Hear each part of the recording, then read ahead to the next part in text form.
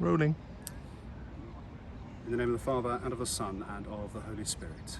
Amen. I'm sorry I can't be with you this week for collective worship, but I thought I would send you a video from where I am today and where I have been all of this week. I'm standing currently in the Vatican Gardens. You can see the Vatican just behind me here. And round this way, if we move round, you'll be able to see St. Peter's Basilica, named after the great apostle, St. Peter.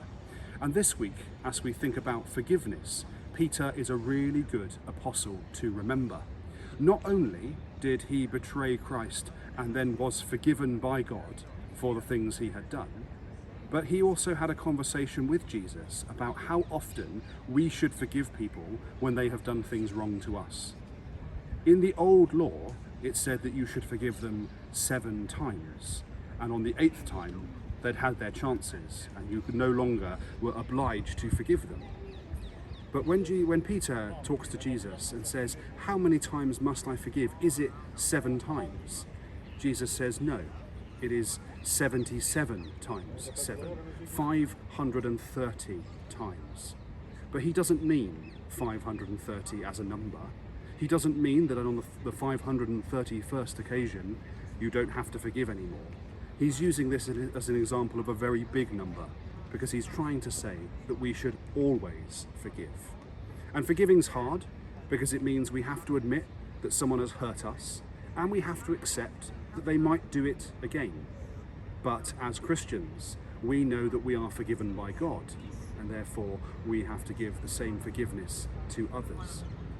It's a hard thing to do, and so it's really important that when we're trying to forgive someone, we pray for them and for the situation and for ourselves, that we may have the grace and the mercy to experience that forgiveness, just as we experience forgiveness from God. So let us pray. Almighty Father, we pray for all that we have had arguments with, for all the times when we haven't got on well with one another, for the times when we have found people frustrating and difficult, and when we ourselves have been difficult. We ask for forgiveness in all of those situations, that we may learn to love them as you love them. We ask this through Jesus Christ our Lord. Amen. We'll now end by saying the Lord's Prayer together.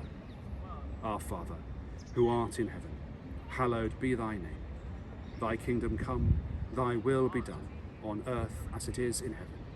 Give us this day our daily bread, and forgive us our trespasses, as we forgive those who trespass against us. And lead us not into temptation, but deliver us from evil.